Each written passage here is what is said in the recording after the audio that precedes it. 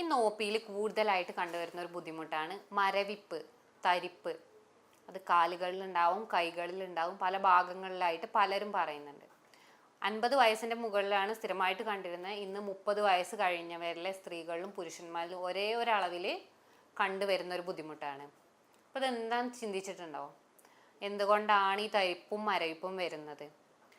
അപ്പോൾ ഇന്നിപ്പോൾ നമ്മൾ ഡിസ്കസ് ചെയ്യാൻ പോകുന്നത് എന്തുകൊണ്ടാണ് ഈ തരിപ്പ് മരവിപ്പൊക്കെ വരുന്നത് എന്നുള്ളതാണ്. ഞാൻ doctor Gopika, doctor Basil Soumya hospital, Pandikkad, Malappuram ജില്ല. എന്താണ് തരിപ്പ്? ഒരു ബേണിങ് പോലെ തോന്നുന്നു, അല്ലെങ്കിൽ ഒരു മരവിപ്പ് ഉണ്ടാകുന്നു, രാവിലെ എണീക്കുമ്പോഴാണ് കൂടുതലായിട്ട് തോന്നുന്നത്. ഇതിന് പറയുന്ന പേരാണ് പെരിഫറൽ ന്യൂറോപ്പതി. നമ്മുടെ ശരീരം എങ്ങനെയാണ് വർക്ക് ചെയ്യുന്നത്? ശരീരത്തിൽ ഒരു ബ്രെയിൻ ഉണ്ട്, അതുപോലെ തന്നെ നട്ടെല്ലുണ്ട്. ഈ ബ്രെയിനിൽ നിന്ന് നട്ടെല്ലിലേക്ക്, സുഷുമ്ന നാഡിയിലേക്ക് എല്ലാവിധ സിഗ്നലുകൾ വരും. അതുപോലെ തന്നെ നമ്മുടെ കൈകളിലേക്കും കാലുകളിലേക്കും എവിടേക്കാണോ സിഗ്നൽ കൊടുക്കേണ്ടത് ആ ഭാഗങ്ങളിലേക്കൊക്കെ സിഗ്നൽ കൊടുക്കും. തിരിച്ചും അവിടെ നിന്ന് നാഡികൾ പോകുന്നു. മെയിൻ നാഡികളുണ്ട്, അതുപോലെ തന്നെ അതിനോട് കണക്ട് ചെയ്തിട്ട് ചെറിയ ചെറിയ നാഡികളുണ്ട്. അപ്പോൾ ഇതിലെല്ലാം ഈ ഇമ്പൾസുകൾ വരുന്നുണ്ട്. ഇപ്പോൾ ഒരു മുള്ളു കുത്തി കഴിഞ്ഞാൽ അവിടെ നിന്ന് ഇപ്പോൾ കാലിലാണ് മുള്ളു കുത്തിയെന്നുണ്ടെങ്കിൽ കാല് എടുക്കണം എന്നുണ്ടെങ്കിൽ ആ മുള്ളു കുത്തിയ വിവരം ബ്രെയിൻ അറിയും വേണം. അതുപോലെ തന്നെ തിരിച്ച് ബ്രെയിനിൽ നിന്ന് കാല് എടുക്കണം എന്നുള്ള ഇമ്പൾസ് എത്തിക്കഴിഞ്ഞാൽ മാത്രമേ അവിടെ നിന്ന് നമ്മളെ കാല് സഡനായിട്ട് തിരിക്കാൻ പറ്റൂ. ആ സമയത്ത് ഇതിലെ എവിടെയെങ്കിലും ഉള്ള, ഇപ്പോൾ ചിലപ്പോൾ മുള്ളു കുത്തിയത് കാലിലെ മെയിൻ വിരലിലാണെന്നുണ്ടെങ്കിൽ അവിടേക്കുള്ള നാഡികൾക്ക് എന്തെങ്കിലും പ്രശ്നം വന്നിട്ടുണ്ട്, ആ കണക്ഷൻ ഇല്ല എന്നുണ്ടെങ്കിൽ അവിടെ മുള്ളു കുത്തിയതും ശരീരം അറിയില്ല, അതുപോലെ തന്നെ കാല് വലിക്കണം എന്നുള്ളതും അറിയില്ല. മേ ബി ചിലപ്പോൾ അത് മുള്ളു കുത്തി കഴിഞ്ഞ് ചോര ഇങ്ങനെ ഒഴുകുന്നുണ്ടാവും, ശരീരം അറിഞ്ഞിട്ടേ ഉണ്ടാവില്ല. പിന്നീട് ആ വ്യക്തി കാണുമ്പോഴാണ് ഒക്കെ ഇങ്ങനെ സംഭവിച്ചിരുന്നു എന്നുള്ളത് മനസ്സിലാവുക. അപ്പോൾ അതിനാണ് പറയുന്നത് ആ ഭാഗത്തുള്ള നെർവുകൾ ഡാമേജ് ആയിപ്പോയി. അപ്പോൾ പെരിഫറൽ ന്യൂറോപ്പതി. അപ്പോൾ ഈ ഒരു രീതിയിലാണ് പ്രവർത്തനങ്ങൾ നടക്കുന്നത്. അപ്പോൾ ഇതൊക്കെ എന്തുകൊണ്ടാണ് ഉണ്ടാവുന്നത്? ഏത് വയസ്സുകളിലാണ്? ഇപ്പോൾ 30 മുതൽ അങ്ങോട്ട് കാണുന്നുണ്ട്. അപ്പോൾ ഇതിന് കാണാനുള്ള മെയിൻ റീസൺ എന്താ നോക്കാം. എല്ലാവർക്കും അറിയാം, ഷുഗർ കൂടുന്നതിനനുസരിച്ച് ഈ ഷുഗർ നാഡികളെ ബാധിക്കുകയാണ് ചെയ്യുന്നത്. നാഡികളെ ബാധിക്കുമ്പോൾ അവിടെയുള്ള ഫുൾ കണക്ഷൻ, അവിടുന്ന് അങ്ങോട്ടുള്ള എല്ലാവിധ കണക്ഷനും സ്റ്റോപ്പ് ആവുകയാണ് ചെയ്യുക. അപ്പോൾ ഈ സമയത്ത് സിഗ്നലിംഗ് എല്ലാം സ്റ്റോപ്പ് ആവും. അപ്പോൾ എന്താണ് എവിടേക്കാണ് എന്നുള്ളത് ശരീരത്തിന് പ്രെഡിക്റ്റ് ചെയ്യാൻ കഴിയാത്തൊരവസ്ഥയിലേക്ക് എത്തുകയാണ് ചെയ്യുക. പിന്നെ ഈ ന്യൂറോപ്പതിയെ നമ്മൾ രണ്ടാക്കിയിട്ടാണ് തിരിച്ചിട്ടുള്ളത്. മോണോ ന്യൂറോപ്പതി ഉണ്ട്, പോളി ന്യൂറോപ്പതി. മോണോ ന്യൂറോപ്പതി എന്ന് പറഞ്ഞാൽ ഒരു സ്ഥലത്തേക്കുള്ള നെർവുകൾക്ക് മാത്രം ഡാമേജ് സംഭവിച്ചു. ആ സ്ഥലത്തേക്കുള്ള നാഡികളുടെ അമർച്ച അല്ലെങ്കിൽ നാഡികളുടെ ഡാമേജ് കാരണം അവിടേക്കുള്ള ഇമ്പൾസസ് മാത്രമാണ് സ്റ്റോപ്പ് ചെയ്തത്. നമ്മൾ പറയുകയാണെന്നുണ്ടെങ്കിൽ ഇപ്പോൾ ഈ കയ്യിൽ കാർപ്പൽ ടണൽ സിൻഡ്രോം മെയിനായിട്ട് അതാണ് കാണിക്കല്. കൈ വിരലുകളിൽ മെയിനായിട്ട് ഈ 3 വിരലുകൾക്ക് തരിപ്പും ബുദ്ധിമുട്ടും ഉണ്ടെങ്കിൽ ഇവിടെയുള്ളൊരു കാർപ്പൽ ടണൽ ഉണ്ട്. ഇവിടെ ഒരു പാടയാണ്, ആ പാടയ്ക്ക് കട്ടി കൂടുകയും ഈ ഭാഗങ്ങളിലേക്കുള്ള മീഡിയൻ നെർവിന് കംപ്രഷൻ ആവുകയും ചെയ്യും. അപ്പോൾ ആ സമയത്ത് ഇവിടെ തരിപ്പുണ്ടാവും. അപ്പോൾ അവിടെ ഒരു ഡാമേജാണ് വന്നിട്ടുള്ളത്. ആ കംപ്രഷൻ കാരണം ഇവിടെ നിന്ന് ഇങ്ങോട്ടുള്ള സിഗ്നലുകൾ വരുന്നില്ല. അപ്പോൾ ഇവിടെ ഒരു തരിപ്പ് ഫീൽ ചെയ്യുകയാണ് ചെയ്യുന്നത്. പിന്നെ ഉള്ളത് അൾനാർ അല്ലെങ്കിൽ റേഡിയൽ നെർവിൽ കയ്യിലുണ്ടാകുന്ന എന്തെങ്കിലും ഡാമേജ് കാരണം ഈ നെർവുകൾക്കുള്ള ഒരു അമർച്ച ഉണ്ടാവുക അല്ലെങ്കിൽ ഡാമേജ് ഉണ്ടാവുകയാണെങ്കിൽ അതും ഈ കൈകളിലെ തരിപ്പിന് കാരണമാവും. പിന്നെ കാലിന് നമ്മൾ കണ്ടിട്ടുണ്ട് ഫുഡ് ഡ്രോപ്പ് വരിക.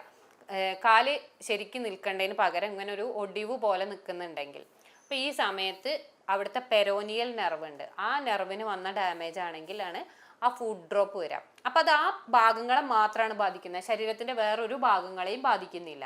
അപ്പോൾ ഇതാണ് മോണോ ന്യൂറോപ്പതി. പിന്നെ പറയുന്നതാണ് പോളി ന്യൂറോപ്പതി. പോളി ന്യൂറോപ്പതി എന്ന് പറഞ്ഞാൽ എവിടേക്കുള്ള നാഡികളും ആവാം ഡാമേജ്. അതിൽ മെയിനായിട്ട് പറയുന്നതാണ് ഒന്നെങ്കിൽ ഷുഗർ അല്ലെങ്കിൽ തൈറോയിഡ് ഡിസ്ഫങ്ഷനിൽ ഉണ്ടാവുന്ന ചേഞ്ച്. ഇത് രണ്ടും കാരണം നമുക്ക് പോളി ന്യൂറോപ്പതി വരാനുള്ള ചാൻസ് ഉണ്ട്. പിന്നെ ഉണ്ട് vitamin D deficiency. Vitamin D deficiency വന്നു കഴിഞ്ഞാൽ ഇതേപോലെ നെർവ് സിഗ്നലിങ്ങിന് കുറവുണ്ടാവും, അതുപോലെ തന്നെ ഡാമേജ് ഉണ്ടാവും. അപ്പോൾ തരിപ്പും ബുദ്ധിമുട്ടുകൾ പെരിഫറൽ ന്യൂറോപ്പതി വരാനുള്ള ചാൻസ് കൂടുതലാണ്. അതുപോലെയാണ് വിറ്റാമിൻ B12 ഡെഫിഷ്യൻസി. ഈ ഡെഫിഷ്യൻസി കാരണവും നമുക്ക് നെർവ് ഡാമേജും ന്യൂറോപ്പതി ഉണ്ടാവും. പിന്നെ കാൽഷ്യവും വിറ്റാമിൻ ഡിയും കണക്റ്റഡ് ആണ്. അപ്പം കാൽഷ്യത്തിൻ്റെ കുറവും മസ്കുലാർ ന്യൂറോ സിഗ്നലിങ്, അവിടുന്ന് സിഗ്നലും ഇമ്പൾസും പോകുന്നില്ല, ആ ഒരു പ്രശ്നം ഉണ്ടാകുമ്പോൾ അതും പെരിഫറൽ ന്യൂറോപ്പതിക്ക് കാരണമാവുന്നുണ്ട്. പിന്നെ ഒന്നുള്ളതാണ് ശരീരത്തിന് ആവശ്യമായിട്ട് പോഷകാഹാരം കിട്ടിയിട്ടില്ലെങ്കിൽ. പോഷകാഹാരം കുറഞ്ഞു കഴിഞ്ഞാലും നാഡികൾക്ക് അതിൻ്റെതായ ഊർജം കുറയും, സിഗ്നലിങ്ങിൻ്റെ പവറിനും വ്യത്യാസം ഉണ്ടാവും. പിന്നെ കണ്ടിന്യൂസ് ആയിട്ട് ചില മരുന്നുകൾ യൂസ് ചെയ്യാം. ക്യാൻസർ അല്ലെങ്കിൽ ക്രോണിക് കിഡ്നി ഡിസീസ് ഉള്ളവരൊക്കെ കണ്ടിന്യൂസ് ആയിട്ട് യൂസ് ചെയ്ത് കഴിഞ്ഞാൽ അവിടെയുള്ള നെർവുകൾക്ക് ഡാമേജ് ഉണ്ടാവാനുള്ള ചാൻസ് കൂടുതലാണ്. പിന്നെ പറയുന്ന അമിതമായിട്ടുള്ള മദ്യപാനം. അമിതമായി മദ്യപാനിക്കുന്നവരിൽ ഇവിടേക്കുള്ള സിഗ്നലിങ്ങിന് ബുദ്ധിമുട്ടുണ്ടാവും. എങ്ങനെയാണെന്ന് വെച്ചാൽ അവിടെ വൈറ്റമിൻസിൻ്റെ അബ്സോർപ്ഷൻ ഒരു തടസ്സം ഉണ്ടാവുന്നു. അപ്പോൾ നമ്മൾ ഓൾറെഡി പറഞ്ഞു ഡിയും ബിയും. അപ്പോൾ ഇതിൻ്റെയൊക്കെ വൈറ്റമിൻ്റെ അബ്സോർപ്ഷന് തടസ്സം ഉണ്ടായി കഴിഞ്ഞാൽ അതും പെരിഫറൽ ന്യൂറോപ്പതിക്ക് കാരണമാവുന്നുണ്ട്. ഇത്രയും മെയിൻ കാരണങ്ങളാണ് നെർവ് ഡാമേജിന്, നാഡികളിലെ ഡാമേജിന് കാരണമാവുന്നത്. ഇനി ഇതിൻ്റെ ലക്ഷണങ്ങൾ എന്തൊക്കെയാണ്? ഓൾറെഡി നമ്മൾ ഫസ്റ്റ് പറഞ്ഞിട്ടുണ്ട്, മരവിപ്പ് ഉണ്ടാവും. കാലിന് എന്ത് തൊട്ടാലും, ഈവൺ ഒരു മുറിവ് വന്നാൽ പോലെ വ്യക്തി അറിയില്ല, കണ്ടു കഴിഞ്ഞാലേ ഉള്ളൂ അറിയാം. പെയിന് സ്റ്റാർട്ടിങ് സ്റ്റേജിൽ ഉണ്ടാവും. അപ്പോൾ പെയിന് നോർമലി അങ്ങനെ എല്ലാവരിലും കണ്ടുവരില്ല. അപ്പോൾ എന്ത് ചെയ്യും? ഓക്കെ, ഇത് നോർമൽ സാധനമാണ് വിചാരിച്ച് എല്ലാവരും വെറുതെ പെയിൻ കില്ലേഴ്സ് കഴിക്കും. പക്ഷെ പെയിൻ കില്ലർ കഴിക്കുന്ന സമയത്ത് ആ പെയിനിന് മാത്രം കുറവ് സംഭവിക്കുന്നു, എന്നാൽ ഈ തരിപ്പ് അതേപോലെ നിൽക്കുകയാണ് ചെയ്യുന്നത്. അപ്പോൾ തരിപ്പിൻ്റെ കാരണമോ എന്താണ്, എവിടെയാണ് ഡാമേജ് എന്നോ അതിന് ശേഷമുള്ള ബുദ്ധിമുട്ടുകൾ എന്താണ്, സിഗ്നലിങ് കൂട്ടാനോ നമ്മൾ ശ്രദ്ധിക്കുന്നില്ല. അപ്പോൾ ഈ രീതിയിൽ തരിപ്പും മരവിപ്പുമാണ് മെയിനായിട്ട് ഉണ്ടാവുക. അത് ഏത് ഭാഗത്തേക്കാണോ ബാധിച്ചിട്ടുള്ളത് ആ ഭാഗം മൊത്തം തരിപ്പുണ്ടാവും. അല്ല മൊത്തത്തിലുള്ള പോളിന്യൂറോപ്പതി ആണെന്നുണ്ടെങ്കിൽ കംപ്ലീറ്റ് ആയിട്ടുള്ള ഒരു തരിപ്പും ഉണ്ടാവും. ഇപ്പോൾ ചിലർക്ക് ഏത് ഭാഗത്തേക്ക് ചിലർക്ക് രക്തയോട്ടം കുറഞ്ഞു കഴിഞ്ഞാൽ ഈ ബുദ്ധിമുട്ടുണ്ടാവും. തല വെച്ച് കിടക്കുന്ന ഭാഗങ്ങളിൽ ഒരു തരിപ്പ്, മന്ദപ്പ്, മരവിപ്പ് വരാറുണ്ട്. ഇതൊക്കെ ഇതിൻ്റെ ലക്ഷണങ്ങളാണ്. പിന്നെ പറയുന്നത് കൂടുതലായിട്ട് ഇത് അഡ്വാൻസ്ഡ് സ്റ്റേജായി, ഇപ്പോൾ നട്ടെല്ലിൻ്റെ അല്ലെങ്കിൽ ഒരു ലംബാർ ഭാഗത്തുള്ള നാഡികൾക്കാണ് ന്യൂറോപ്പതി സംഭവിച്ചെന്നുണ്ടെങ്കിൽ അവിടുന്ന് നമുക്ക് ടോയ്ലറ്റ് പോകാൻ, മലബന്ധത്തിന് ബുദ്ധിമുട്ടുണ്ടാവും, കാരണം കറക്റ്റായിട്ട് പോവില്ല. അതുപോലെ തന്നെയാണ് ബ്ലാഡർ കൺട്രോൾ, യൂറിനേഷനിലും നല്ല രീതിയിലുള്ള ബുദ്ധിമുട്ട് കാണാറുണ്ട്. അപ്പോൾ ഏത് നെർവിനെ ബാധിച്ചു എന്നുള്ളതിനനുസരിച്ചാണ് ലക്ഷണങ്ങൾ പുറത്ത് കാണിക്കുക. അപ്പോൾ കറക്റ്റ് നമ്മൾ ഏതിനെ ബാധിച്ചു എന്ന് കണ്ടെത്തിയതിന് ശേഷം മാത്രമാണ് ട്രീറ്റ്മെൻറ്റ് എടുക്കേണ്ടത്. പിന്നെ അതുപോലെ തന്നെയാണ് സെക്ഷൽ വീക്ക്നെസ്സും വരാറുണ്ട്, ഉദ്ധാരണക്കുറവുണ്ടാവും പല ആൾക്കാരിലും.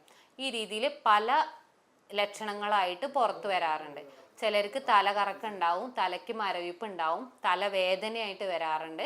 അതേപോലെ ഇപ്പോൾ ഷുഗറൊക്കെ കണ്ണിനെ ബാധിച്ചു കഴിഞ്ഞാൽ നമുക്ക് ഒപ്റ്റിക് ന്യൂറോപ്പതി എന്ന് പറയും. കണ്ണിൻ്റെ കംപ്ലീറ്റ് നാഡികളെയാണ് ബാധിക്കുന്നത്. അപ്പോൾ കണ്ണിൻ്റെ കാഴ്ചയ്ക്ക് വരെ ബുദ്ധിമുട്ടുണ്ടാവും.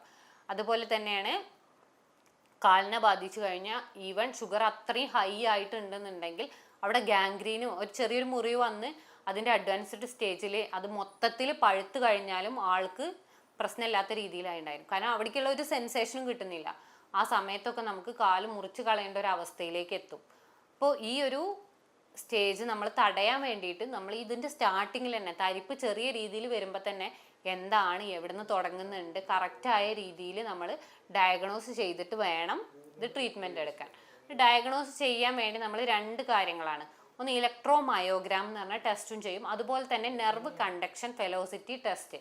ഈ നെർവ് കണ്ടക്ഷൻ വെലോസിറ്റി ടെസ്റ്റിൽ എവിടെയാണോ നിങ്ങൾക്ക് ബുദ്ധിമുട്ടുള്ളത് അവിടെ വെച്ചിട്ട് നിങ്ങൾക്ക് എത്രത്തോളം കണ്ടക്ഷൻ ഉണ്ട്, എന്താണ്, ഏതാണെന്നുള്ളത് കറക്റ്റായിട്ട് കണ്ടെത്താൻ പറ്റും. ഇപ്പോൾ CTSലൊക്കെ നമ്മൾ മെയിനായിട്ട് പറയാറുണ്ട്, അതിൻ്റെ സ്റ്റഡി നടത്തി കഴിഞ്ഞാൽ ഏതൊക്കെ നാഡികൾക്കാണ് പ്രശ്നം, എവിടേക്കുള്ള എത്രത്തോളം ഉണ്ട്, മീൻസ് ഒരു അഡ്വാൻസ്ഡ് സ്റ്റേജ് ആണോ അല്ല ഒരു മീഡിയം സ്റ്റേജ് ആണോ എന്നുള്ളത് നമുക്ക് അതും തന്നെ മനസ്സിലാക്കാൻ പറ്റും. ഇനി ഇത് നിയന്ത്രിക്കാൻ വേണ്ടി നമുക്ക് എന്തൊക്കെ ചെയ്യാൻ പറ്റും? ഫുഡിലുള്ള കുറച്ച് കാര്യങ്ങൾ എന്ന് പറഞ്ഞാൽ വിറ്റാമിൻ B റിച്ചായ പച്ചക്കറികൾ, ഷെൽഫിഷ്, അതേപോലെ സീ ഫുഡുകൾ നമുക്ക് സ്ഥിരമായിട്ട് കഴിക്കാം. ഇത് ശരീരത്തിന് നല്ലതുമാണ്. അതുപോലെ തന്നെ ഈ നാഡികളുടെ വളർച്ചയ്ക്ക് നല്ലതാണ്.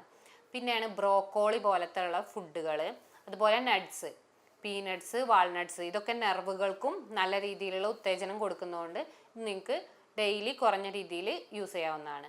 എന്തും അമിതമായാലാണ് ശരീരത്തിന് ബുദ്ധിമുട്ടുണ്ടാവുക. അപ്പോൾ ഒരു നമ്മുടെ ശരീരത്തിന് ആവശ്യമായ രീതിയിൽ മാത്രമേ യൂസ് ചെയ്യാൻ നോക്കുക. പിന്നെ ചെയ്യാവുന്നതെന്ന് പറഞ്ഞാൽ ഈ തരിപ്പും ബുദ്ധിമുട്ടും ഉള്ള സ്ഥലങ്ങളിൽ, ഇപ്പോൾ കാലിനാണ് ബുദ്ധിമുട്ടുള്ളതെന്നുണ്ടെങ്കിൽ ഹോട്ട് കോൾഡ് കംപ്രഷൻ എന്നുള്ള രീതിയിലാണ് പറയുക. 1 മിനിറ്റ് നിങ്ങൾ കോൾഡ് വാട്ടറിൽ വെക്കുക, അതുപോലെ തന്നെ 1 മിനിറ്റ് ഹോട്ട് വാട്ടറിൽ വെക്കുക. ഇത് മാറി മാറി വെച്ചുകൊണ്ടിരിക്കുക. ഒരു 4-6 മിനിറ്റ് നിങ്ങൾ മാറി മാറി വെക്കാൻ ശ്രദ്ധിക്കുക. ഈ സമയത്ത് അവിടേക്കുള്ള നെർവിൽ ചെറിയ രീതിയിലുള്ള ഒരു സ്റ്റിമുലേഷൻ കിട്ടുന്നത് കൊണ്ട് അവിടേക്കുള്ള ഇത് വർദ്ധിപ്പിക്കുകയും സിഗ്നലിങ്ങിൽ വർധനവ് ഉണ്ടാവുകയും ചെയ്യും. അപ്പോൾ ഇത് ഡെയിലി ചെയ്താൽ മാത്രമേ നിങ്ങൾക്ക് അതിൻ്റെ ഒരു മാറ്റം മനസ്സിലാവാൻ പറ്റൂ. ഒരു ദിവസം ചെയ്തു എന്നതുകൊണ്ട് നിങ്ങൾക്ക് കംപ്ലീറ്റ് മാറ്റം പ്രതീക്ഷിക്കാൻ പറ്റില്ല. കാരണം അത്രയും ഡാമേജ് വന്നിട്ടുണ്ടാവും. അപ്പോൾ അതൊന്ന് സ്റ്റിമുലേഷൻ കിട്ടണമെങ്കിൽ ടൈം എടുത്തിട്ടേ നിങ്ങൾക്ക് കിട്ടൂ. പിന്നെ ചെയ്യാവുന്നത് എക്സസൈസ് ആണ്. എയറോബിക് എക്സസൈസ് ചെയ്യുക. ഹൃദയത്തിൻ്റെ പമ്പിങ് കൂട്ടുന്ന രീതിയിലുള്ള എക്സസൈസ്. പിന്നെ ചെയ്യുക സ്ട്രെങ്തനിങ് എക്സസൈസ്. ഇപ്പോൾ കാഫ് മസിൽസിനാണെങ്കിലും അവിടെ സ്ട്രെങ്തൻ ചെയ്യാൻ പറ്റുന്ന രീതിയിലുള്ള എക്സസൈസ് ചെയ്യുക. പിന്നെ ഒരു എക്സാമ്പിൾ പറയാൻ പറ്റുന്നത് നമ്മൾ കസേരയിൽ ഇരിക്കുക, എണീക്കുക, ഈ രീതിയിൽ അവിടെ സർക്കുലേഷൻ അതേപോലെ സ്റ്റിമുലേഷൻ കൊടുക്കുന്നതിനനുസരിച്ച് അവിടുത്തെ നെർവ് സിഗ്നലിങ് കൂടുകയും ചെയ്യും. അപ്പോൾ ഈ രീതിയിൽ ചെയ്ത് കഴിഞ്ഞാൽ നിങ്ങൾക്ക് ബുദ്ധിമുട്ടുകൾ നിങ്ങളുടെ നിയന്ത്രണത്തിൽ ആയി കിട്ടാവുന്നതാണ്. അപ്പോൾ ഇതുമായി ബന്ധപ്പെട്ട് നിങ്ങൾക്ക് ബുദ്ധിമുട്ടുകൾ എന്തെങ്കിലും ഉണ്ടെങ്കിൽ നിങ്ങൾക്ക് ഇതിൽ കാണുന്ന നമ്പറിൽ കോൺടാക്ട് ചെയ്യാവുന്നതാണ്. ഞാൻ ഡോക്ടർ ഗോപിക, ഡോക്ടർ ബാസിൽ സോമിയോ ഹോസ്പിറ്റൽ, പാണ്ടിക്കാട്, മലപ്പുറം ജില്ല.